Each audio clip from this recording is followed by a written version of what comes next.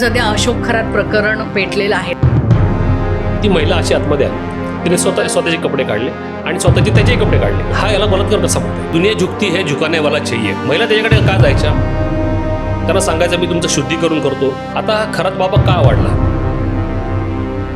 कारण ह्याने जर बोललं तर राजकीय पुढारी नेते यांची नावं पुढे येतील. त्यांनी देखील ह्याच्यामध्ये अबेटमेंट ऑफ दिस क्राईम याच्या त्या श्रेणीमध्ये आलेले आहेत. पण याच्यामध्ये कायदा महिलांना कुठलं बळ देतो? तेजस्वी सातपुते नावाची जी महिला ती सो कॉल्ड सिंग म्हणून स्वतःला घेते वगैरे, पुरावेच नाहीये, मग त्याला शिक्षा कशी लागणार? ह्या महिला ज्या एक्सपोज झाल्या त्याचे फोटो जे आहेत ते बाहेर आलेले सगळे. एवढं सगळं महिलांवर केले कृत्य, त्याबद्दल तो क्लीन चिट मिळेल त्याला? मारल्यासारखं करायचं, त्याने रडल्यासारखं करायचं. नमस्कार, आमच्या नॉलेज कट्ट्यावरती तुम्हा सगळ्यांचं पुन्हा एकदा मनपूर्वक स्वागत. आमचा हा आजचा पॉडकास्ट हा विशेष आहे, कारण आमचा हा आजचा पॉडकास्ट फक्त महिलांसाठीच नाही तर संपूर्ण समाजासाठी आहे. अशोक खरात नावाच्या भोंदू बाबाची चर्चा सध्या सगळीकडेच आहे. श्रद्धेच्या नावाखाली महिलांचा लैंगिक छळ करणारा आज हा बाबा गजाआड आहे. पण प्रश्न असा आहे की ही वेळ यावीच का? कारण ज्या महिला भोंदू बाबाच्या जाळ्यात ट्रॅपमध्ये सापडल्या आहेत त्यांच्यावरती अनेक प्रश्नचिन्ह उभारले आहेत. पण या महिलांनी जर वेळीच आवाज उठवला असता तर कदाचित आज ही वेळच आली नसती. ज्यावेळी अशोक खरातने पहिल्या महिलेचं असं लैंगिक शोषण केलं, त्यावेळी जर त्या महिलेने अलर्ट होऊन सावध होऊन दुसऱ्या महिलांना सावध केलं असतं किंवा त्याच्या विरोधात तक्रार केली असती तर कदाचित आजचं चित्र वेगळं असतं. पण महिला प्रामुख्याने ज्यावेळी अशा अत्याचाराच्या घटना घडतात त्यावेळी प्रामुख्याने महिला त्या अत्याचार करणाऱ्याच्या विरोधामध्ये आवाज लवकर उठवत नाहीत, त्या घाबरतात. याच्यामागे अनेक सामाजिक कारणं देखील आहेत. प्रतिष्ठेचा प्रश्न तर असतोच, शिवाय त्या महिलेची मानहानी देखील होते. परंतु कायदा अशा महिलांच्या बाजूने नेहमीच उभा असतो, हे महिलांना कळायला हवं. कारण आपण जोपर्यंत आवाज उठवणार नाही तोपर्यंत असे भोंदू बाबा वेगवेगळ्या रूपाने वेगवेगळ्या नावाने जन्म घेतच राहणार आहेत आणि अशीच पिळवणूक आपली करतच राहणार आहेत. आज या सगळ्या विषयावरती आपण चर्चा करणार आहोत आणि त्यासाठी आज आमच्या स्टुडिओमध्ये आलेले आहेत ॲडव्होकेट नितीन सातपुते सर. नमस्कार सर, आमच्या कार्यक्रमात तुमचं खूप खूप स्वागत. सर, सध्या अशोक खरात प्रकरण पेटलेलं आहे देशभरामध्ये, काय सांगाल याबद्दल? सध्या अशोक खरात जे प्रकरण आहे हे भारतामध्ये हे नवीन प्रकरण नाही. अशोक खरातने जे केलं आहे महिलांच्या आणि लोकांच्या मानसिकतेचा अभ्यास करून आणि त्याला पाठबळ देणारे आपले जे राजकीय पुढारी नेते, काही सरकारी पदावर असलेल्या काही महिला आणि उच्च पदस्थ महिला ज्या आहेत किंवा श्रीमंत घरातील महिला आहेत त्यांनी त्याला जो सपोर्ट दिलेला आहे, त्यामुळे हे संपूर्ण कांड जे काही सध्या घडलेलं आहे हे घडलेलं आहे. अशोक खरात सारखे इतर देखील बाबा हे देशामध्ये आहेत आणि होत आहेत आणि रोज निर्माण होत आहेत. तुम्ही जर संपूर्ण भारताची लिस्ट जर पाहिली किंवा महाराष्ट्रात पाहिली तर ते कोण नित्यानंद बाबा, स्वरूपानंद बाबा, तो बागेश्वर जे आहेत ते, आणि असे अनेक बाबा आहेत. आता ते कैलास म्हणून ते एक आहे बघा, ते नित्यानंद, त्यांनी तिकडे अमेरिकेत त्यांनी हे स्वतःचे कैलास बनवलं आहे. यामागे ज्यांना शिक्षा लागली असे आसाराम बापू जे आहेत, आसाराम आहेत, राम रहीम आहेत आणि असे अनेक बाबा आहेत. आणि त्यांनी लोकांच्या ह्या सगळ्या सायकोलॉजीचा अभ्यास करून आणि मजबुरी किंवा त्यांना जे असलेला त्रास किंवा त्यांना हतबल झालेला असतात अशा गोष्टींचा ह्या सगळ्या सायकोलॉजीचा अभ्यास करून लोकांना हे लुटायचं ठरवलं. त्यांचं त्यांनी शोषण केलं, आर्थिक शोषण केलं, मानसिक शोषण केलं, लैंगिक शोषण केलं. तर आता मला तर कळलं की ह्या खरात बाबा जे आहेत त्याच्याकडून पुरुष देखील इकडे गेले होते वगैरे वगैरे असं काही कळलं. तर ह्या संपूर्ण हा जो प्रकार होतो या खरात बाबाला राजकीय पुढाऱ्यांनी मदत करून त्यांनी देखील ह्याच्यामध्ये अबेटमेंट ऑफ दिस क्राईम याच्या त्या श्रेणीमध्ये आलेले आहेत. जसं अक्षय शिंदे प्रकरण झालं होतं बदलापूरच्या शाळेमध्ये, ज्या शाळेमध्ये हे लैंगिक प्रकार जो झाला बालकांच्या बाबतीमध्ये, त्यामध्ये काही सरकारमधील लोक आणि याच्या ज्या पॉर्न क्लिप होत्या ह्या पॉर्न क्लिप या पब्लिश झाल्या होत्या किंवा विकल्या गेल्या होत्या किंवा ह्याचा धंदा त्या ठिकाणी चालू होता. हा जो अक्षय शिंदे नावाचा हा जो पिऊन होता त्या शाळेमध्ये, त्याला ह्या ठिकाणी हे सगळं सेटअप करण्यासाठी त्याला तिथे वापरलं जायचं. ह्याला संपूर्ण प्रकार माहीत असतो आणि त्यामुळे ही बाब उघड होऊ नये आणि उघड झाली तर यांना त्रास होईल त्यासाठी याचा खून केला. त्याचा खून झाला ही बाब आता स्पष्ट झाली. माननीय न्यायालयाने याचं ऑब्झर्वेशन नोंद केलं आहे आणि त्यामुळे त्या पोलीस अधिकाऱ्यावरती गुन्हे दाखल झालेले आहेत. ज्यावेळेस अक्षय शिंदेला जेव्हा पकडलं होतं या पॉर्न क्लिपच्या बाबतीमध्ये, त्यांनी सांगितलं की मला मीरा बोरवरकर यांच्याशी मला बोलायचं आहे आणि त्यांना माझी सिक्रेट शेअर करायची, मी त्यांना सांगणार, अजून कोणाला सांगणार नाही. त्यामुळे त्याला ठाण्यावरून जेव्हा त्याला घेऊन गेले, त्याला गाडीमध्ये त्याला त्या गोळ्या घातल्या त्याच्यावर आणि त्याला मारून टाकलं. म्हणजे हे सत्य जे होतं, जे सिक्रेट होतं, ते दाबलं गेलं. आता हा अक्षय शिंदे आहे, त्या तसंच अशोक खरातच्या बाबतीमध्ये काही महिला, काही लोक, काही नेत्या, काही पुढारी देखील म्हणाले की याचा खून होऊ शकतो, कारण ह्याने जर बोललं तर राजकीय पुढारी, नेते यांची नावं पुढे येतील. आणि महिला अध्यक्ष, ज्या महिला आयोगाच्या अध्यक्ष होत्या, त्यांचे देखील संबंध किंवा लिंक जे आहे आता ते सगळ्या मीडियामध्ये दाखवत आहेत की कसे त्यांच्याकडे जायचे, त्यांचे पाय धुवायचे, त्यांच्याकडे फोटो काढायचे, त्यांना हार घालायचे वगैरे वगैरे. आणि त्यांना फॉलो करून त्यांच्या मदतीने किंवा त्यांच्यामुळे इतर महिला त्या ठिकाणी गेल्या असण्याची शक्यता नाकारता येत नाही. मागे मी ट्विट केलं होतं मागे की महिला आयोगाच्या जेव्हा रुपाली चाकणकर त्या अध्यक्ष होत्या त्यांच्या काळामध्ये त्यांचं रजिस्टर चेक करा, त्यांच्याकडे आलेल्या तक्रारी यांची लिस्ट काढा आणि खरत बाबाकडे ज्या महिला गेल्या आहेत त्या महिलांची लिस्ट ही तुम्ही टॅली करा. तुम्हाला ते टॅली होत आहेत का बघा. जर तसंच असेल तर मग रुपाली चाकणकर ह्या देखील त्यात आरोपी म्हणतात. महिला आयोग जे आहे सरकारचं, राज्याचं, तिकडे आलेल्या महिलांना तुम्ही तिकडे जर डायव्हर्ट करत असाल तर त्यात तुम्ही फार मोठे दोषी आहात. तुम्ही तर फार मोठा तुम्ही ह्या देशाचा विश्वासघात केलेला आहे तसं असेल तर. पण त्यासाठी मी मागणी केली होती. आणि असे अनेक हे जे प्रकार आहेत. आता खरात बाबा का वाढला त्याचं उत्तर त्यांनी आज मीडियामध्ये आलेलं आहे. खरात जे आहे, खरात भोंदू बाबा, त्यांनी सांगितलं की मी यांच्या मानसिकतेचा अभ्यास केला आणि त्यांनी अजून एक वक्तव्य केलं होतं आज की दुनिया झुकती है झुकाने वाला चाहिए. म्हणजे दुनिया झुकती है, दुनिया तेव्हाच झुकते की जेव्हा तो माणूस की व्यक्ती जी आहे ती अपरिहार्य कारणामुळे किंवा असहाय्य झाल्यामुळे किंवा त्याला कोणताही उपाय सुचत नसतो, अशा वेळेस त्यांना काहीतरी अडचण असते, त्या अडचणीचं निवारण कुठे होत नसतं किंवा ती अडचण कोणाला सांगू शकत नाही. अशा वेळेस ते एक सोपा सोयीस्कर असा मार्ग कोणातरी मार्फत ते शोधतात. मग असे बाबा पैदा होतात, मग त्या बाबांकडे जातात. आता खरत बाबाच्या जे तुम्ही पार्श्वभूमी जर पाहिली, एवढी गडगंज संपत्ती बनवली लोकांच्या मजबुरीचा, असहाय्यतेचा फायदा घेऊन. तो काहीतरी हे मंत्री त्याच्याकडे जायचे, त्यांना एक लिक्विड द्यायचा पहिला. लिक्विड कशाचं होतं काय माहीत नाही, पण आता जसं पोलिसांनी सांगितलं तो त्यामध्ये वायग्राची गोळी पावडर करून टाकायचा, अजून काहीतरी टाकत असेल. आणि त्यामुळे त्यांना एकदम तरुण झाल्यासारखं वाटायचं आणि त्यांचा परफॉर्मन्स वाढायचा असं त्यांनी सांगितलेलं आहे. तर मग हे त्यांनी काय केलं, या मंत्र्यांच्या काही गोष्टी होत्या खाजगी, त्याचा त्यांनी अभ्यास करून त्यांना ते द्यायला चालू केलं. महिलांच्या समस्या, महिला त्याच्याकडे का जायच्या, त्यांना सांगायचं मी तुमचं शुद्धीकरण करतो, तुमचं काय ते खाजगी भागात वगैरे तो स्पर्श करायचा वगैरे, ते व्हिडिओ तुम्ही बघितले सगळे. मग या संपूर्ण महिलांना त्या ठिकाणी जावंसं का वाटलं. भारतामध्ये कायदे एवढे सक्षम आहेत, भक्कम कायदे आहेत. मग त्यांनी एका वकिलाकडे न जाता, एखाद्या डॉक्टरकडे न जाता, इकडे हा बाबा त्यांनी का निवडला, याचा अभ्यास होणं गरजेचं आहे. या मानसिकतेचा अभ्यास होणं गरजेचं आहे. त्यामुळे ह्या भारत देशामध्ये एवढे मनसोपचार तज्ज्ञ सायकॅट्रिस्ट असतात, त्यांच्याकडे हे जात नाही, गपचूपपणे तिकडून त्यांच्या समस्या सांगतात आणि त्याचा हा बाबा याचे गैरफायदा घेतात. त्यामुळे अशा या समस्येबाबत तुम्हाला एक मल्याळम फिल्म आली होती ट्रान्स नावाची, फहाद फाजिल नावाचा कलाकार उर्फ विजू, तो तुम्ही चित्रपट नक्की पहा तुम्ही तो पिक्चर. त्यामध्ये हे संपूर्ण सगळं या देशातील, या राज्यातील, या भागातील लोकांचं जी मानसिकता कशी असते, लोक त्याच्याकडे कसं जातात हे दाखवलं गेलेलं आहे. एक असे जसे आता काही हिंदू बाबाला सांगितलं तसे ख्रिश्चन बाबा देखील आहेत, मुस्लिममध्ये पण फकीर बाबा आहेत. तुम्ही फेसबुकला पाहत असाल की कोणतरी बाबा असतात, ते नकली खेळणे, ते बंदूक घेऊन त्याला गोळ्या मारतो आणि ते बरे होतात. अजून काय हातोड्याने मारतात, काय अजून कसे प्रकार असतात. ख्रिश्चन बाबा देखील येतात, ख्रिश्चन म्हणजे आता मिशनरीमध्ये येतात, लंगडे बी दौडते असं काही बघा, ती लंगडत येतो तो आणि तो हात ठेवतो आणि तो लगेच पायावर चालत जातो, ह्या तो लंगडे बी दौडते आहे असं ते वक्तव्य आहे. म्हणजे हे लोकांना मिसगाडी करण्याकरता असे जे चित्रफिती बनवले जातात, हे व्हिडिओ बनवून ते रिलीज केले जातात. त्याने होतं काय, लोक जे असतात की ज्यांना समस्या असतात त्यांना असं वाटतं इकडे हे होईल, हे बरोबर होईल. काही लोक गरीब असतात, त्यांना डॉक्टरची इलाज करण्यासाठी पैसे नसतात, मग ते देखील याला बळी पडतात, महिला बळी पडतात. आता महिलांकडे देण्यासारखं काही नसतं, मग ते याचा अगतिकतेचा फायदा घेतात, त्याला बरं करतो असं सांगून त्यांचं लैंगिक शोषण केलं जातं आणि हे संपूर्ण समाजाचं शोषण होत असतं. आता तुम्हाला एक सांगतो, हा जसा खरात बाबा होता, बागेश्वर धाम ते MP मधले जे आहेत धीरेंद्र शास्त्री बाबा, मी अनिसचं पण काम करतो, श्याम मानव यांची संस्था, अगोदर नरेंद्र दाभोळकर त्यामध्ये होते. यांनी 2 वर्षापूर्वी मीरा रोड इथे येऊन दावे केले, चमत्काराचे दावे केले. असे दावे की मी असे चमत्कार करू शकतो वगैरे वगैरे. तर आम्ही त्या कार्यक्रमाला विरोध केला.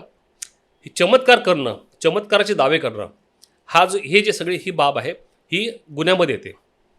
महाराष्ट्राचा जो कायदा जो आहे 2013ला श्याम मानव जे आहेत आपले अनिशे, the Maharashtra prevention and eradication of human sacrifice and other inhuman evil and Aghori practice and black magic act 2013 हा कायदा आम्ही बनवला. या कायद्यातल्या बऱ्याचशा तरतुदी होत्या, बराचसा मोठा ड्राफ्ट होता. मुक्ता दाभोळकर याच्यामध्ये ॲक्टिव्ह आहेत, श्याम मानव आहेत, श्याम मानव अध्यक्ष होता. सरकारला ड्राफ्ट दिला. सरकारने तो ड्राफ्ट जसाचे तसा घ्यायला पाहिजे होता. त्यांनी तो ड्राफ्ट असा न घेता फक्त काही बाबी त्यात घेतल्या, समाविष्ट केल्या. संपूर्ण जर ड्राफ्ट घेतला असता त्यांनी तर आज जे काही घडतं ते झालं नसतं. या कायद्याची अंमलबजावणी झाली पाहिजे. हा कायदा लोकांपर्यंत पोचला पाहिजे. या कायद्यामध्ये ज्या त्रुटी आहेत अजून ज्या आम्ही ड्राफ्टमध्ये दिल्या होत्या त्या त्रुटी याच्यामध्ये समाविष्ट करून त्या घेतल्या पाहिजे, त्या त्रुटी काढल्या पाहिजे. जो सर्वसमावेशक असा ड्राफ्ट हा करून आता तरी सरकारने डोळे उडायला पाहिजे. त्याच्यामध्ये जे कमी आहे ते करून द्यायला पाहिजे. दुसरी बाजू अशी होती की ज्यावेळी एखाद्या महिला लैंगिक छळाला सामोरी जाते त्यावेळी ती उघडपणे म्हणजे त्याचा विरोध पण करू शकत नाही. कारण जसं आपण म्हणतो की सामाजिक प्रतिष्ठा असते, तिची मानहानीची देखील ती घटना असते तिच्यासाठी. आपला समाज अशा महिलांना एक्सेप्ट करत नाही किंवा सगळ्यात पहिले तिलाच दोष देतो. त्यामुळे महिला पुढे येत नाहीत. पण समजा कायद्याचं बळ जर तिला मिळालं तर महिला पुढे येतील. आपण याआधी देखील मी टूची मोहीम बघितली होती की एकामागोमाग एक महिला पुढे आल्या. अशोक खराच्या बाबतीत देखील तेच झालं. आधी सुरुवातीला व्हिडिओ व्हायरल झाल्यानंतर हळूहळू महिला नंतर म्हणजे CMनी यांनी स्वतः म्हणजे थोडंसं इनिशियल घेऊन त्यांनी ज्या पद्धतीने आव्हान केलं त्यानंतर महिला पुढे यायला लागल्या. हेल्पलाईन सुरू केली, त्याच्यावरती महिलांनी आपल्या तक्रारी दाखल करायला सुरुवात केली आहे. पण याच्यामध्ये कायदा महिलांना कुठलं बळ देतो हे सांगा, म्हणजे त्याच्यामुळे महिला सुरक्षित स्वतःला समजू शकतील. मी टू मुवमेंट भारतामध्ये 2018मध्ये जास्त वाढायचं कारण असं होतं की त्यावेळेची जी एक कलाकार ॲक्ट्रेस तनुश्री दत्ता ही होती. तिच्यावरती 2008मध्ये फिल्म जगतमधले एक मोठे नामी कलाकार होते. त्यांनी तिच्या बाबतीमध्ये लैंगिक छळ असा तो तिच्या सेटवरती 2008ला केला होता. तर त्यावेळेस तिला कळलं नाही, तिला कायदेशीर मदत तिला प्रॉपर मिळाली नाही. पण तेव्हा एका इंटरव्ह्यूमध्ये तिने सांगितलं की तिच्यावर जे घडलं त्या कलाकाराचं नाव तिने घेतलं आणि त्यानंतर तिला नोटीस मिळाली, बदनामीची डिफॉमेशनची नोटीस मिळाली. ती बदनामीची नोटीस घेऊन ती माझ्याकडे आली होती. तिने स्टेटमेंट केलं की माझ्या 2008ला सेटवर असताना माझ्या अमुक ठिकाणी हात लावला आणि माझा छळ केला आणि ह्या व्यक्तीने छळ केला. तर तिला मग तिने कारवाई न झाल्यामुळे, कोणताही FIR किंवा गुन्हा नोंद न झाल्यामुळे त्या आरोपींनी त्या व्यक्तीने तिला ती नोटीस पाठवली. मग त्याचं करायचं काय? मग 2008चा घटनेचा गुन्हा जो आहे मी 2018ला त्या आरोपीच्या विरुद्ध दाखल केला होता. हे सगळी मी टू मुवमेंट मी राबवली त्यावेळेस. जेव्हा हे प्रकरण मीडियामध्ये आलं, सर्वांना त्याचे अधिकार, लैंगिक छळ झाल्याबाबतची त्यांना जाणीव झाली आणि यात कायदा आहे, 10 वर्षांनी हा गुन्हा दाखल होऊ शकतो, याबाबतचं हे सगळं लोकांपर्यंत पोचलं. हे जसं प्रकरण मी टू बाहेर आलं तसं आता एक खराब प्रकरण आहे. सरकारने एक इनिशिएटिव्ह चालवली पाहिजे. सरकार देखील आता सरकार बघा जे आहे राज्य सरकार, तुम्हाला ते फार एकदम न्यूट्रल वाटतं बघा. म्हणजे असं ते कोणतं असं ठोस असं कारवाई करता तुम्हाला दिसत नाही की कारवाई केल्यासारखं दाखवायची, म्हणजे मारल्यासारखं करायचं आणि त्यांनी रडल्यासारखं करायचं, असं चालू आहे. तर त्यामुळे असं काहीतरी इनिशिएटिव्ह ठोस असं त्यांनी ही पावलं उचलली पाहिजे. ती पावलं उचलली जात नाही. असे अनेक बाबा आलेले आहेत, अनेक बाबा येणार आणि असंच होत राहणार.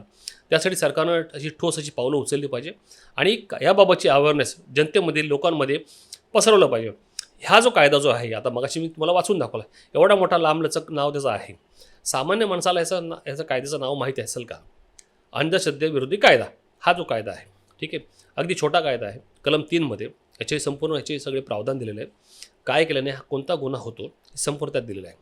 लैंगिक शोषणबाबत जो भारतीय दंडविधान होता त्यामध्ये कलम 354 होतं, 509 होतं आणि 376 बलात्काराचं प्रकरण होतं, 377 अनैसर्गिक प्रकार होता. BNSमध्ये आता ते आलेलं आहे, 74 आहे, 76, 79मध्ये आलेलं आहे. तर हे संपूर्ण याची कायद्याची बाजू लोकांपर्यंत पोहोचवली पाहिजे. लोकांसाठी अशा काही NGO किंवा सरकारने पुढाकार घेऊन एक संस्था, जवळचं एक मार्गदर्शन सेंटर असे उभारले पाहिजे, जेणेकरून महिलांना ते सहज असं वाटलं पाहिजे, सुसह्य वाटलं पाहिजे, कम्फर्टेबल वाटलं पाहिजे, म्हणजे भीती वाटली नाही पाहिजे. अशा रीतीने हे सगळ्या गोष्टी करायला पाहिजे. खरंच प्रकरण जे आहे या ठिकाणी महिलाच्या विरोधी आहेत. तुम्ही तर मगाशी म्हणाल त्या महिलांचं पुढे काय. ह्या महिला ज्या एक्सपोज झाल्या, ज्या मीडियामध्ये आल्या, त्यांचे नागडेगुडे फोटो आहेत, नग्न फोटो, ते बाहेर आलेले सगळे. मग ह्या महिला ज्या आहेत यांनी इथपर्यंत गेलेल्या आणि ह्या शेअर करणाऱ्या देखील महिलाच आहेत.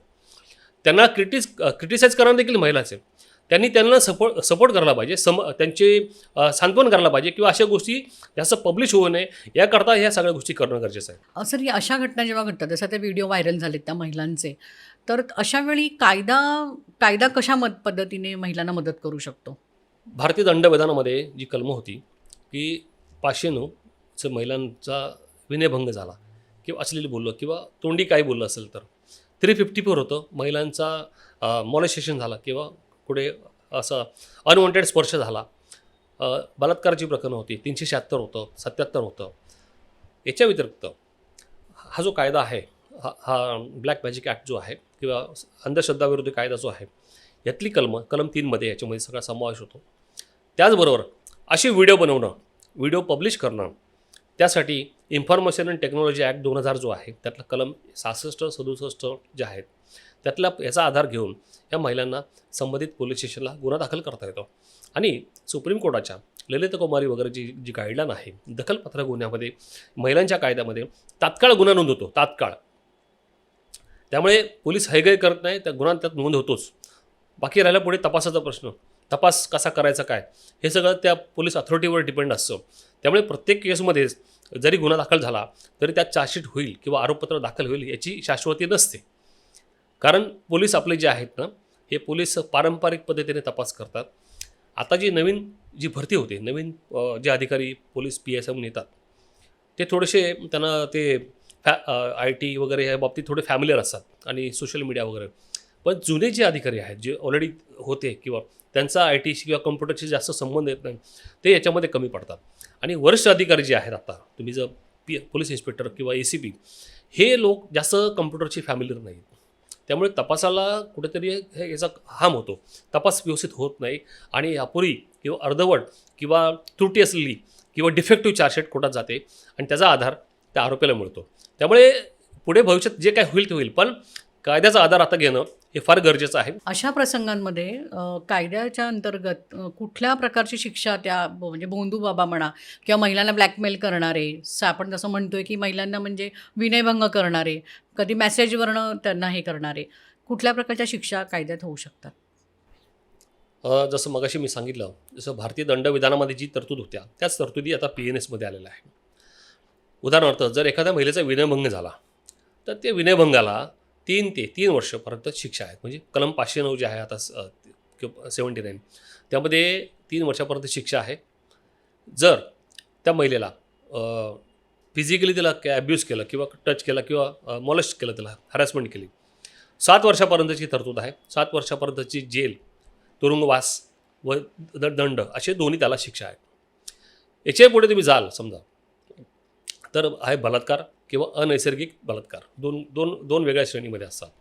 बलात्कार हा नैसर्गिकपणे जो होतो तो बलात्कार, आणि अनैसर्गिक म्हणजे तो 377 कलम आहे. त्या गुन्ह्याला 14 वर्ष ते लाईफ अशी शिक्षा आहे. तुम्हाला एक उदाहरण देतो मागचं. शायनी अहुजेचं प्रकरण तुम्हाला माहीत असेल. शायनी अहुजेच्या ती जी घरातली मोलकरीण, ती काय नाव होतं तिचं, त्या प्रकरणामध्ये मुंबईच्या सत्र न्यायालयाने त्याला शिक्षा ठोठवली आणि ते प्रकरण नंतर उच्च न्यायालयात गेलं. ती जी मुलगी, नंतर ते प्रकरण सेटल झालं किंवा समझोता झाला, तरी देखील कोर्टाने त्या महिलेचा समझोता स्वीकार नाही केला. म्हणजे असं होऊ शकतं? होऊ शकतं, पॉसिबल आहे. म्हणजे पॉसिबिलिटी अशी आहे की त्या महिलेला इन्फ्लुएन्स केलं असेल, पैसे दिले असेल, पण कोर्टाने ते मान्य केलं नाही. त्यामुळे त्याची शिक्षा कायम केली आणि त्याची शिक्षा भोगली त्याने, आणि त्यामुळे त्याचं करिअर बराबर झालं. संपूर्ण त्याला तो फिल्म इंडस्ट्रीमधून तो आऊट झाला.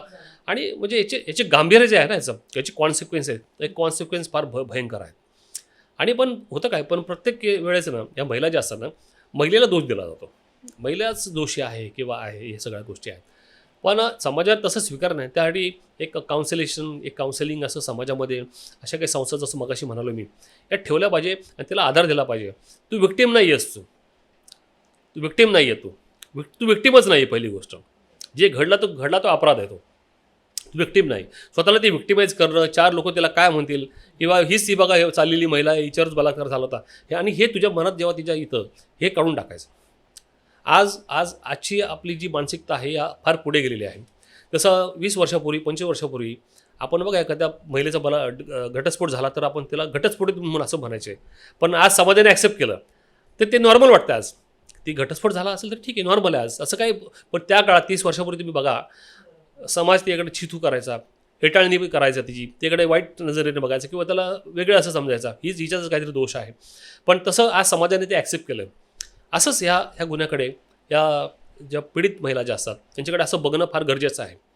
आणि हे बघायला पाहिजे आणि त्याला आधार द्यायला पाहिजे. त्याला असं वाटलं नाही पाहिजे की हा आपल्यावर जो लैंगिक अत्याचार झाला त्यामुळे आपलं सर्वस्व संपलं, आता आपण संपलो आहोत आणि आता यापुढे आपलं काय होणार नाही. हा जीवनाचा एक भाग असतो प्रत्येकाला.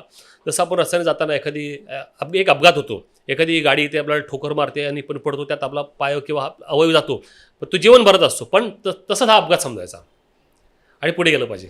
म्हणजे या घटना म्हणजे आयुष्यातला अपघात समजून मी पुढे गेलो पुढे गेलं पाहिजे. येस, अगदी नक्कीच. सर, ज्यावेळी अशा घटना घडतात, आपण जसं म्हणालो की प्रामुख्याने महिलांनाच दोष दिला जातो, पण जेव्हा एखादी महिला अशा एखाद्या बाबाच्याच, आपण आता बाबाबद्दल बोलतोय म्हणूनच, पण बाबाच नाही तर कोणीही अशी व्यक्ती असू शकते, एक नॉर्मल व्यक्ती देखील असू शकते की स्त्रियांना ते ब्लॅकमेल करत असतात, तर अशा वेळी महिलांनी काय काळजी घ्यायला पाहिजे? त्या माणसाच्या विरोधामध्ये जेव्हा तुम्ही पोलिसात जाणार तर तुम्हाला काहीतरी थोडासा तरी एक दाखवावं लागतं, तुम्हाला एक एव्हिडन्स दाखवावा लागतो. कोर्ट तर पुरावेच मागतं. महिलांनी कुठल्या प्रकारचे पुरावे त्या माणसाच्या विरोधात गोळा करून ठेवायला हवेत ज्यावेळी तुम्हाला कळते की तुम्ही ट्रॅपमध्ये अडकलात आणि हा पुढे त्रासदायक ठरू शकतो? असं आहे की महिलांचे लैंगिक जे छळ असतात ना, त्यासाठी पुराव्याची गरज लागत नाही.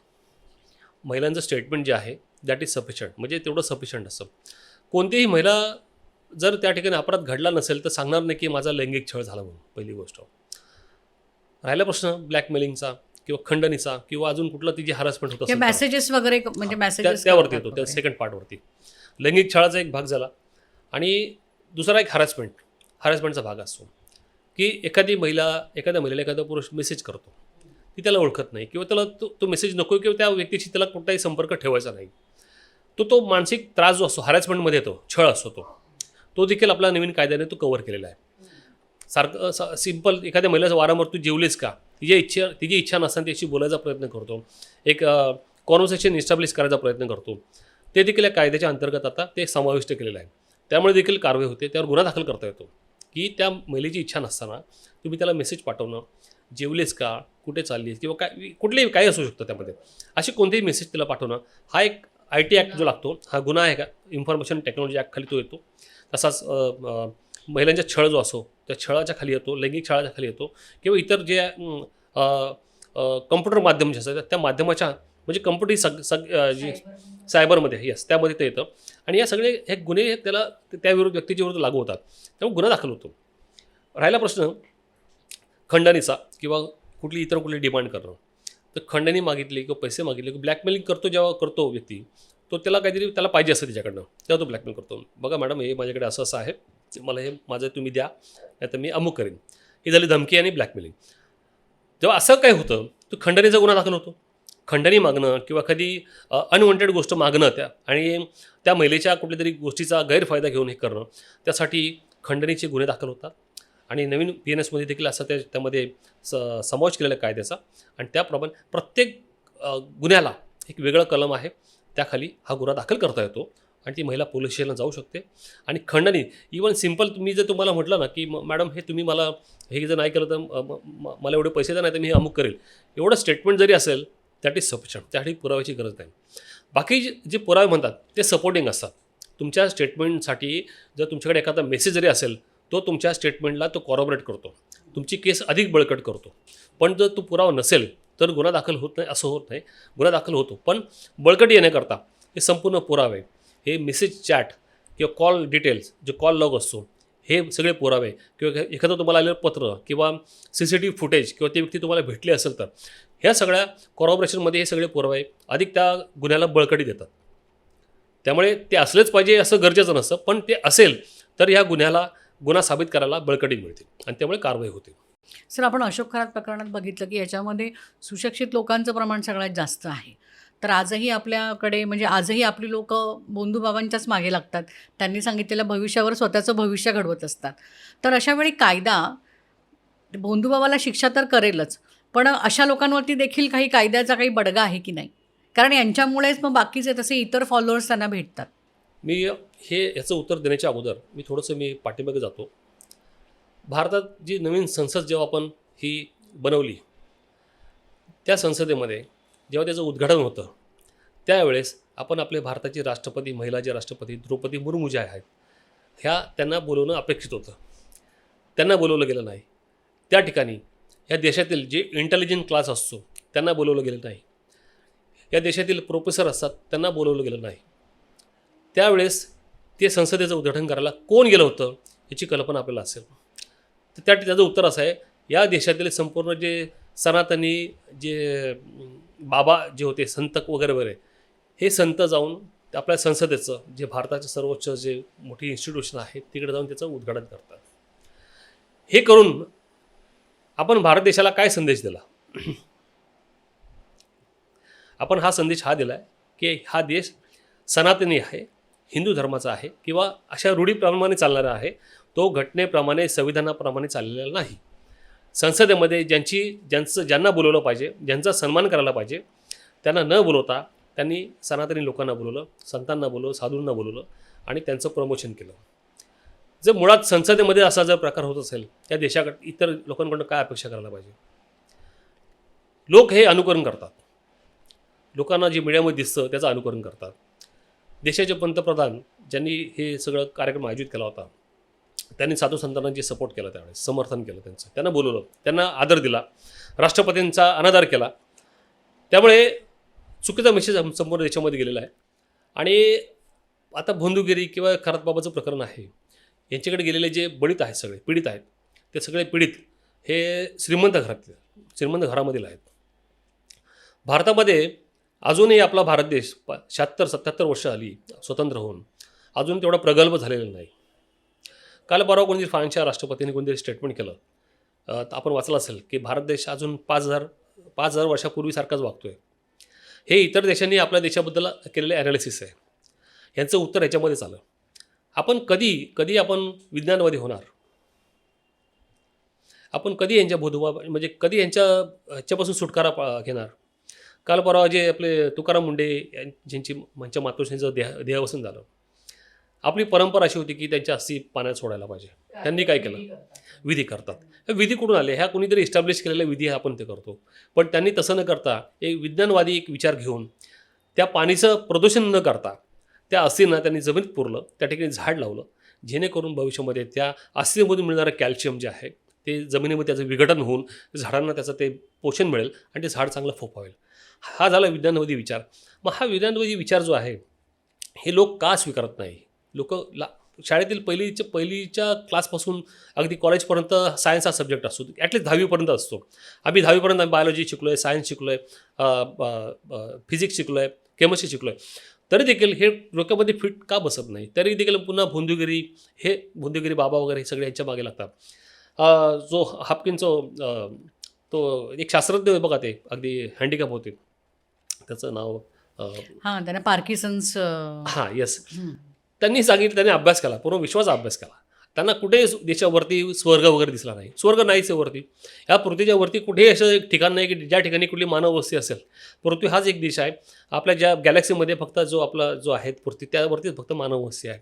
मग हे स्वर्ग, नर्क वगैरे जे आहे, हे कुठून आणलं आहे आणि कशाचा आहे? ह्याला आधार काय? त्यामध्ये होम हवन करताना जो अग्नी दिला जातो, ते जेवण जे टाकतो आपण, ते वर जाऊन आपल्या आत्म्याने मिळतं. वरती आत्मे आहेच नाही ते, आणि ती धूर वरती जातच नाही, वरती ढग होऊन ते पुन्हा खाली येतं. तर हे सगळ्या सायन्सच्या गोष्टी असतात. हे लोक कधी आत्मसात करणार? त्यासाठी काय करायला पाहिजे? त्यासाठी धोरणं, पॉलिसी सरकारने ह्या राबवल्या पाहिजे. काही समाज जो आहे आज फार विज्ञानवादी आहे, काही अजून थोडा बाहेर पडतो त्यातून. एक बाबासाहेब आंबेडकरांनी त्यावेळेस जेव्हा त्यांना हिंदू धर्मामध्ये खूप त्यांचा छळ झाला, त्यांनी काय केलं? संपूर्ण जगात सर्व धर्मांचा अभ्यास केला. कुठला धर्म मला मानवता धर्म शिकवेल आणि ह्या अंधश्रद्धाच्या बाहेर पडेल, तर त्यांनी स्वीकारला बौद्ध धर्म. भूतप्रेत हा हिंदू धर्मामध्ये आहे, भूतप्रेत मुस्लिम धर्मात आहे, भूतप्रेत ख्रिश्चनमध्ये आहे त्यांच्याकडे ते झोंबी वगैरे काय काय असतं ते आहे तिकडे. बौद्ध धर्म असा आहे ज्याच्यामध्ये ह्या गोष्टीला थारा नाही. विज्ञानवादी धर्म आहे. त्यामुळे मी असं एक विशिष्ट धर्माचं समर्थन करतो की विशिष्ट धर्माला मी स्वतः हिंदू आहे, पण असं समर्थन करतो की विरोध बोलतो असा हा भाग नाही आहे. पण लोक कधी स्वीकारणार ह्या गोष्टी? लोकांनी स्वतः शिकलं पाहिजे, मुलांना देखील शिकवलं पाहिजे. आज मी माझी स्वतःची मुलं जी आहेत ना, मी त्यांना देव वगैरे अजून माहीत नाही, मी त्यांना विज्ञानवादी बनवलं आहे. मी त्यांना कधी नाही म्हटलं की मंदिरात जाऊन तिथे हात जोड किंवा मंदिरात जा, कुठेच पाठवत नाही त्यांना. विज्ञानवादी राहा, विज्ञानवादी झाला पाहिजे. जर मुलं विज्ञानवादी असेल तर भविष्यामध्ये तुमची मुलं मोठे होऊन ज्या मुली किंवा महिला किंवा पुरुष जे आहेत अशा बाबांकडे जाणार नाही. तुमचे विचार जे असतील हे विज्ञानवादी होतील आणि तुम्ही विचार कराल तिकडे जाऊन काय मिळतं का, काय फायदा आहे का, आपण हे असं केल्याने होतं का, असं पॉसिबल आहे का, एखादं द्रव पिल्याने तुमच्यात परिवर्तन होईल का. जर द्रवच प्यायचं आहे तुम्हाला, ते डॉक्टर आहेत, ज्यांनी अभ्यास करून सगळे डिग्र्या घेतलेल्या आहेत, तुमची ट्रीटमेंट करतील. त्यांच्याकडे न एखाद्या बाबाकडे जाऊन एखाद्या गंडेदोरे घातल्याने तुम्हाला कधीही काय होणार नाही. पण त्याच ऐवजी एखाद्या डॉक्टरकडे सलाईन लावली तर नक्की तुमच्यामध्ये फरक पडेल. त्यामुळे समाजाने हा जो समाज आहे ना, जसं आता मी 2-3 उदाहरण दिली, मी आपलं पार्लमेंटचं उदाहरण दिलं. फ्रान्सचे राष्ट्रपती त्यांनी आपलं जे 5,000 वर्ष मागे असल्याबाबतचं त्यांनी एक सर्टिफिकेट दिलं. त्याचंच हे प्रतिबिंब समाजामध्ये आहे. हा जो समाज आहे आपला शिकलेला पैसे असलेला समाज आहे, हा संपूर्ण मंत्री जे आहेत आता किंवा संपूर्ण जे पुढारी आहेत किंवा नेते आहेत, सगळे कुठल्या ना कुठल्या बाबाकडे जातात. तुम्ही मागे तो साऊथला अजून एक बाबा होता, सत्यसाई बाबा होता, त्यांच्याकडे तर तेंडुलकर पण जातात, स्वतः जायचे त्यांच्याकडे. हे प्रत्येकाची मानसिकता आहे, त्या कोणत्या मानसिकतेमध्ये त्यांचा जन्म झाला आहे, त्यांचे संस्कार झालेत, ते कसे मोठे झालेत आणि त्याचं ते प्रतिबिंब आहे किंवा त्यांचं ते म्हणतं नाही का, मातेच्या घडाला आपण जसा आकार देतो तसा तो मोठा झाला होतो, तसा हा समाज घडलेला आहे.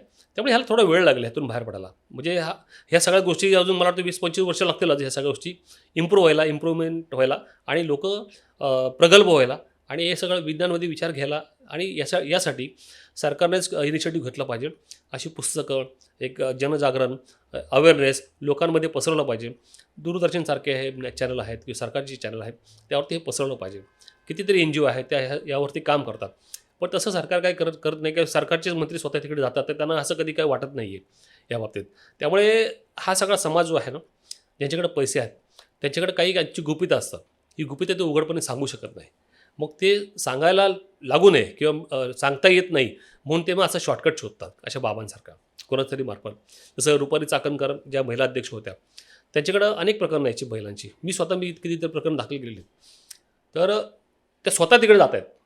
त्या राज्याच्या महिलाच्या एक कॉन्स्टिट्युशनल पोझिशन होती, त्यावरती त्या प्रस्थापित होत्या. तसंच त्या एखाद्या खाजगी पॉलिटिकल पक्षाच्या त्या अध्यक्ष देखील होत्या. एवढी महत्त्वाची जबाबदारी असताना तुम्ही जे कराल ते तुमची जनता, तुमचे अनुयायी करतील.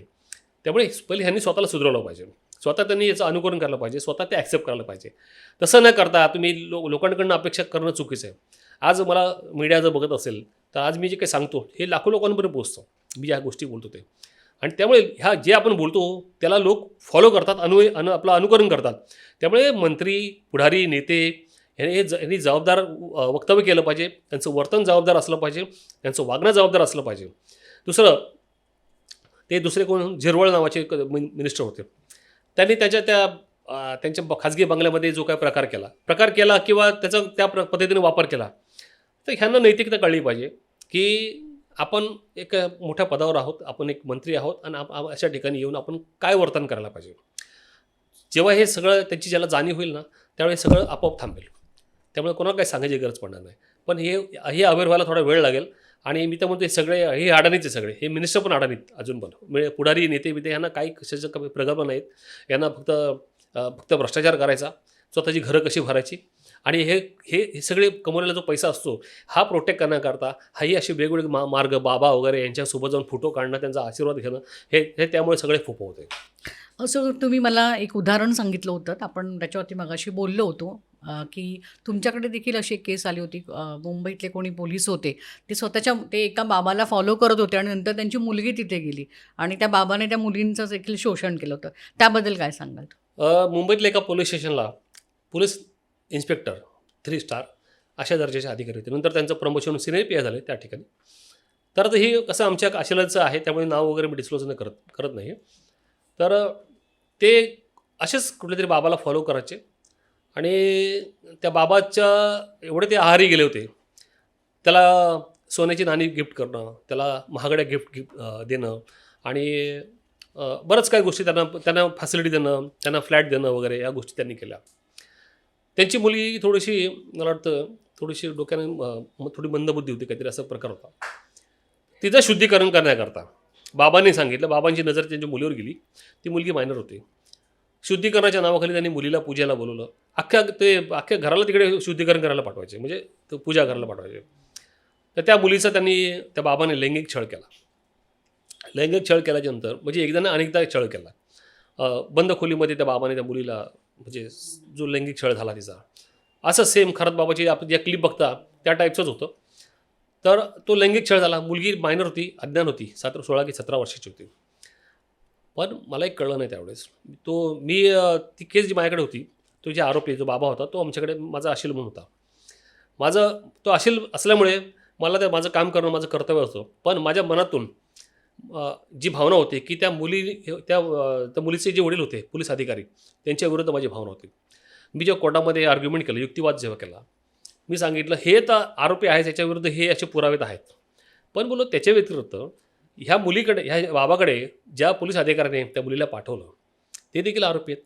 ते पोलीस अधिकारी आहेत, त्यांना कायदा चांगला कळतो, अंधश्रद्धा विरोधी कायदा देखील त्यांना माहिती.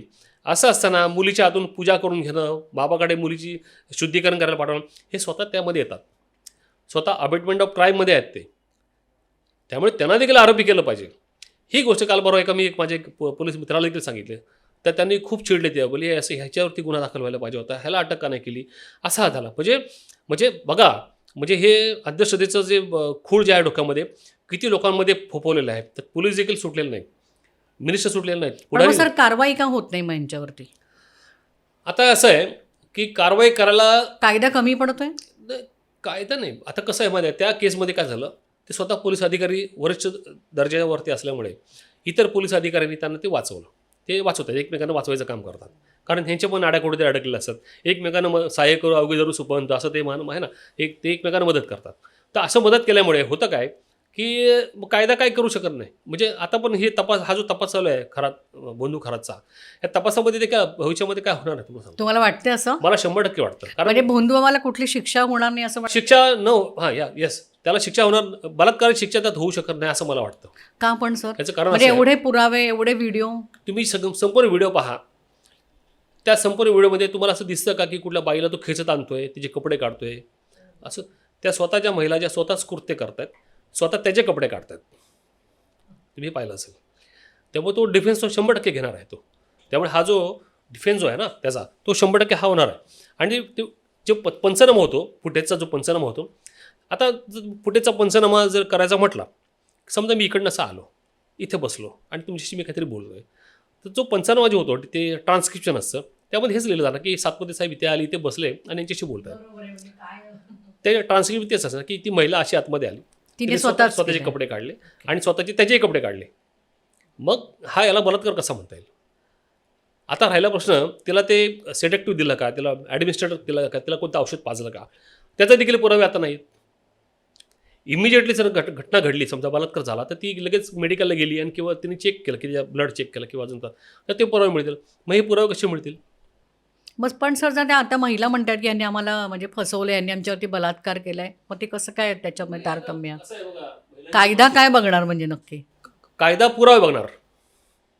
किती बलात्कारच्या केसेसमध्ये शिक्षा लागते मला सांगा? बलात्कार म्हणजे त्याने तिच्यावरती जबरदस्तीने तिच्या विदाऊट कन्सर्नने केलेलं ते कृत्य असतं, आपण असं म्हणतोय. ते काय तो बेडही नव्हता, त्या बसायला ठिकाणी जागा देखील नव्हती. जसे कम्प्युटर वगैरे आहे ते अशी छोटीशी जागा होती, महिला स्वतः तिकडे बसायच्या त्यावरती. म्हणजे विलिंगली येतात असं? विलिंगली आहे, तर कॉन्सेन्शुअल दिसतंच ते. तुम्ही कितीही प्रयत्न केला तर ते दिसतंच आहे त्यामध्ये. त्यांनी केलंही असेल, पण त्या महिला पुढे नाही येत. आता ज्या महिला आता आलेल्या आहेत ते स्वतः तोंड लपवत आहेत, स्वतःची इज्जत लपवून पाहत आहेत. त्या भविष्यात कोर्टात जातील का नाही याची पण काही शाश्वती नाही. तुम्ही पहा, यातल्या किती महिलांना प्रोटेक्शन मिळेल तेही पहा. किती महिला शर्मेपायी त्याचं काय करतील माहीत नाही स्वतःचं. त्यांची व्हिडिओ व्हायरल झालेले आहेत. एखादी महिलाच्यामध्ये काय घडलं तर बाहेर चालायला लागली तर लोक बूट दाखवून हीच ती महिला, कारण लोकांची मानसिकता तशीच आहे अजून. त्यामुळे हे फार डिफिकल्ट आहे. आणि त्यात तपास अधिकारी जी आहे, तेजस्वी सातपुते नावाची जी महिला ती सो कॉल्ड सिंगम म्हणून स्वतःला घेते वगैरे, तिची पण कारकीर्द अशी फार तिच्यावर पण केसेस दाखल आहेत स्वतःवरती. ठीक आहे. तर आम्ही त्या अधिकारीला, त्या जी अधिकारी तपास करते तिला देखील आमचा विरोध आहे पहिली गोष्ट. कारण ती मंत्र्याच्या सांगण्यावरून तपास करणार याची शाश्वती काय?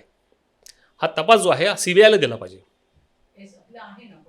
नाही, ते राज्य सरकारच्या समिती समिती जरी असले, SIT जरी असेल तर ती फडणवीसच्या अंडर, देवेंद्र फडणवीस जे आहेत त्यांच्या अंडर असते. ठीक आहे. ते सांगतील तसाच तपास होणार.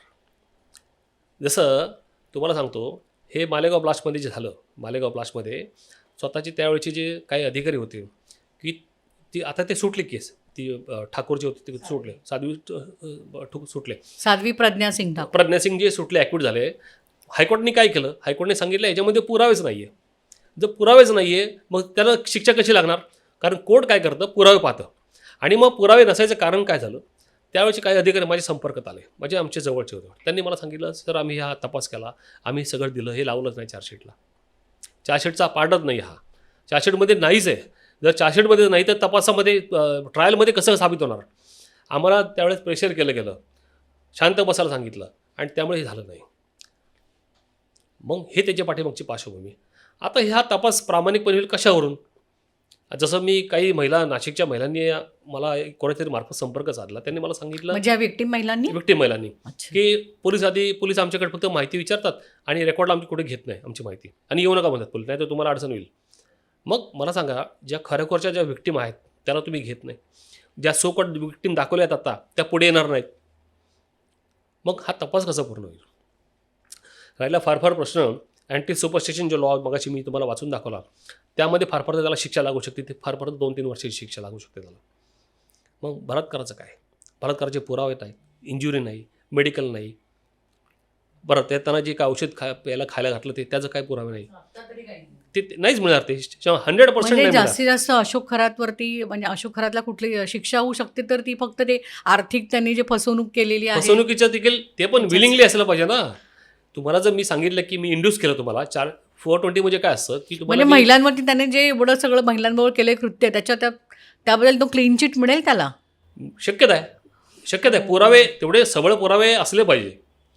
हे आज मी बोलतोय, आज तुमच्या पॉडकास्टमध्ये बोलतोय, म्हणून मी तुम्हाला विचारलं. सर, तुम्ही प्रतिष्ठित व्यक्ती आहात, मी बोलतोय तुम्हाला. हे भविष्यात याचं आम्हाला कॉन्सिक्वेन्स माहिती आहे ना. आम्हाला, आम्ही चालवतो नाटकं, असे खटले चालवतो, ट्रायल चालवतो, हायकोर्टला चालवतो, याचे परिणाम आम्हाला माहिती काय होणार आहेत ते. हे फक्त मी मारल्यासारखं करतो, तू रडल्यासारखं कर, असा हा प्रकार सध्या चालू आहे. उद्या समजा आजारपणामुळे गेला समजा, पण त्याला कोर्टामध्ये, म्हणजे कोर्ट त्याला किती शिक्षा, किती वर्षाची देऊ शकतं? तुम्हाला सांगितलं ना, जर गुन्हा साबित झाला, त्याचा बलात्काराचा गुन्हा साबित झाला, त्याला 14 वर्षे किंवा लाईफ त्याला मिळू शकते. लाईफ त्याला मिळू शकते. जर एखादी मायनर असेल तर त्याला लाईफ पण मिळेल त्याला. उद्या समजा पोलिसांनी त्याला एन्काउंटर केला किंवा काही कारण दाखवलं, त्याला कुठलं इंजेक्शन दिलं आतमध्ये आणि मारून टाकलं, ते कोण बघायला गेलं तिकडे? हे पॉसिबल आहे ना सगळ्या गोष्टी. त्याच्या लाईफची गॅरंटी काय? उद्या तो CCTV फुटेजमध्ये आहे का? आता त्याला मॉनिटर केलं आहे का? त्याचं पण रक्षण करणं त्याचा हा मानवी अधिकार आहे. आरोपींचे जसे अधिकार असतात सुप्रीम कोर्टाने घालून दिलेले, त्यामध्ये त्याचे स्वतःचे अधिकार आहेत ना, त्याचं रक्षण कोण करणार? गुन्हा साबित व्हायला किंवा त्याच्यावर जे आरोप जे आहेत ते फेटाळून लावण्यासाठी तो जिवंत असला पाहिजे त्यावेळेस. जसं ती तृप्ती देसाई यांनी सांगितले की त्याची हत्या होऊ शकते. आता आम्ही जे अक्षय शिंदे प्रकरण चालवलं, आम्हाला माहिती आहे त्यामध्ये या सगळ्या गोष्टी डिटेलमध्ये माहिती आहे आम्हाला. तर त्याची हत्या झाल्यावर काय करायचं मग ह्या सगळ्या महिलांचं एवढं सगळं तुम्ही आता एक गाजावाजा केला एवढा मोठा भारतभर, राज्यभर, त्याचा काय? या महिलांनी कुठे जायचं? मग कुठे न्याय मागायचा? जेव्हा तुम्ही देता त्यांना हे सगळं करता, मिनिस्टर एवढी मोठी संपत्ती त्यांनी उभी केलेली आहे, तो नाग वगैरे तो सोडायचा तिकडे, तो प्लास्टिकचा नाग. ठीक आहे, तुम्ही सिंपल गोष्ट आहे ना. मी आपण एखादी चुकीची गोष्ट जरी बोलतो, आपल्याला टोकतो, हे चुकीचं असं नाही आहे. तुम्हाला साप कळत नाही जिवंत की तो कसं कळत नाही. पण तो काहीतरी रात्रीच्या वेळी ते सगळं करायचं आणि त्या ज्या रूममध्ये ठेवायचं तिथे अंधार असायचा. आजच्या काळामध्ये चमत्कार करणारा मला एकतरी व्यक्ती दाखवा की जो चमत्कार करतो. साबित झालं आहे का आतापर्यंत? भारत देश स्वतंत्र होऊन 77 इयर्स झालेले आहेत. एक चमत्काराचं कुठे दाखवा की असं काहीतरी व्यक्ती, असं त्यांनी कुठंतरी भस्म सोडला आणि काहीतरी चमत्कार घडला, असं कधी झालं आहे का? साबित झालं आहे का? सगळं वैज्ञानिक असतं सगळं. आणि स्वतः असं आज एक मीडियामधलं स्टेटमेंट आलं त्याचं, हे सगळं त्यांनी ट्रिक वापरल्या, सायन्सच्या ट्रिक वापरल्या त्यांनी. सायन्सच्या ट्रिकने सगळं पॉसिबल आहे. माइंड रिडिंग आणि बाकीच्या ट्रिक्स असं त्यांनी हां केलं. येस. आम्ही अनिसमध्ये जेव्हा आम्ही काम करतो, आम्ही म्हणजे आमची टीम, मी वकील आहे, पण त्यांनी सगळे दाखवले भस्म कसे काढायचे, आग कशी लावायची, रक्त कसं काढायचं, हे सगळ्या त्याचे ट्रिक्स आहेत सगळ्या, म्हणजे आम्ही दाखवतो ते सगळे. आम्ही सगळ्या मीडियामध्ये किंवा दूरदर्शनापूर्वी बघत कार्यक्रम असायचे, ब्लॅक अँड व्हाईटपासून ते दाखवायचे त्यावेळेस. हे रक्त म्हणजे ते लिंबू आणि हळद मिक्स जर केलं तर ते लाल होतं आणि लोक त्याला घाबरायचे. तर ह्या सगळ्या ट्रिक्स वापरून त्यांनी केलेले आणि आज उघड झालेलं आहे. आता ते रेकॉर्डही केलं असेल त्यांनी, पोलिसांनी रेकॉर्ड केलं असेल त्यामध्ये. तर या सगळ्या गोष्टी आहेत. तर लोकांनी वैज्ञानिक झालं पाहिजे, विज्ञानवादी झालं पाहिजे आणि याचा अभ्यास करायला पाहिजे. कसंही लोकांच्या आहारी न जाता आपण कायद्याची मदत घेतली पाहिजे, आपल्या डॉक्टरांची मदत घेतली पाहिजे, वकिलांची मदत घेतली पाहिजे, सायकोलॉजी जे असतात ना, मानसोपचार तज्ज्ञ, त्यांची मदत घेतली पाहिजे, समाजसेवकांची मदत घेतली पाहिजे आणि जे प्रगल्भ आहेत त्यांची मदत घेतली पाहिजे. तर हे सगळं केलं तर मग हा सगळा प्रकार होणार नाही भविष्यामध्ये. नक्कीच. आज सर तुम्ही आलात आणि तुम्ही अशोक खरात केसच नाही तर एकंदर अशा भोंदू बाबाच नाही तर महिलांवरती अत्याचार करणाऱ्या सगळ्यांच्याच विरोधामध्ये तुम्ही एक खूप छान असं मला एक म्हणजे त्याची एक दुसरी बाजू पण तुम्ही दाखवली की जी समाजाचा नक्कीच म्हणजे डोळे उघडणारी आहेत. आज तुम्ही वेळात वेळ काढून आमच्या स्टुडिओमध्ये आलात त्याबद्दल तुमचे खूप खूप आभार. धन्यवाद. थँक्यू.